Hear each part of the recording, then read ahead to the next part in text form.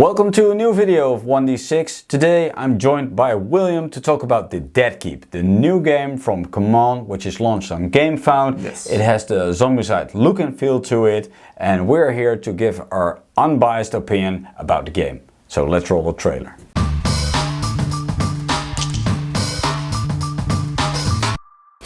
Okay, so Frank, for the viewers who don't know what you are talking about, what is the resemblance between Dead Keep or The Dead Keep and Zombicide? Well, let's start off by discussing Zombicide, because that serves as the basis for this new game. Zombicide is a dungeon crawler co-op game which can be played single mission or even in a campaign if you have the right add-ons to the game. And the game is actually split in two phases. You have a player phase and an enemy phase. And during the player phase, each party member activates and has 3 actions to do. And after every party member has been activated, the monsters go do their own thing, which is pretty much predetermined. So there's no randomness. You already know what the monsters are going to do. This game also has a little resemblance with another game that CMON did.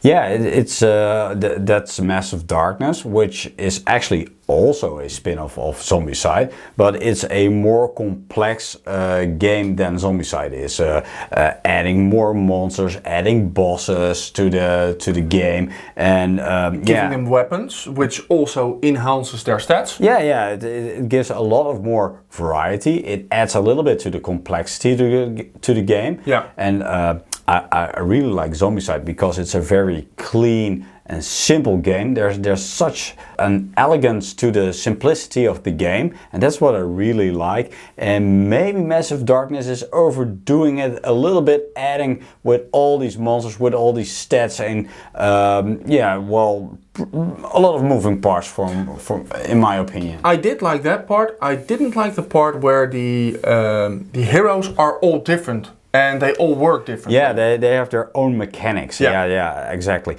And I think the Dead Keep hits a sweet spot because it's in between Zombicide and Massive Darkness, keeping the clean mechanics of Zombicide, but adding a little bit of variety and a little bit of spice to it. And I really like that. Okay. Now, what does this game really do differently compared to those two games? Okay, well, first of all, you have your basic monsters, your zombies, which you have in Zombicide. So you have your walkers, you have your runners, you have your fatties, but you also have your dead-eye walkers, you have your hounds, you have you've got cavalry. So there's already a lot of variety within the basic creatures. Yeah. But upon those basic creatures, you have monsters, and these monsters have more resemblance to Massive Darkness, which are more fierce, more powerful, more dangerous. And these can act like monsters, such as the abominations within Zombicide, but they can also act as bosses. So if you're playing a certain scenario, or you're even playing the campaign,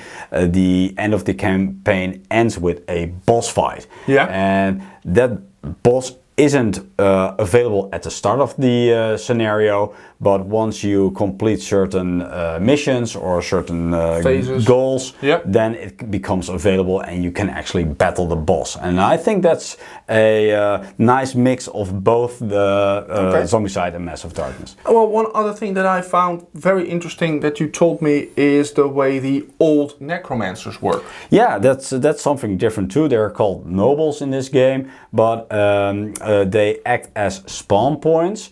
But the first thing that is different, they're dedicated to a certain unit type. So you have a noble for the walkers, but you also have a noble for the cavalry and the fatties. So that's different. And another thing that is different, that there are mobile spawn points.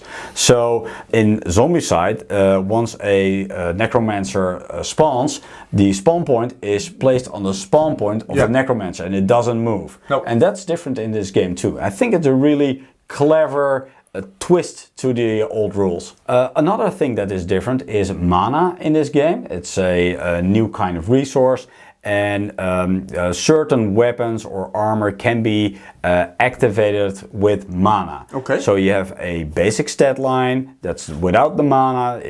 Your bow has a range of 1 or 2 spaces and does give 1 damage. But if you spend a mana, you can extend the range and you can extend the damage output of the weapon. And I think that's a fun way to have a little bit of resource management within this game.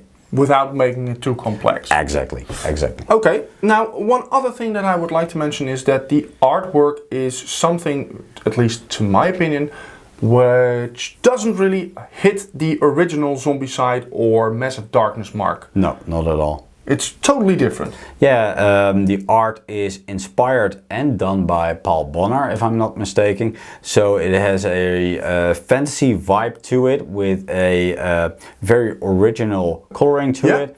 And it does remind me a little bit of Truthfang. It's the same trollish-like creatures, the strange dragons in the game. It has a lot of resemblance. And to your opinion, does it add or is it less likely that you might want to back this game? It adds, but it's not the main reason to buy this game. I do not want to repeat myself, but I think it's the combination between Zombicide and Massive Darkness, but actually hitting the sweet spot of both these games that makes you want to buy this game.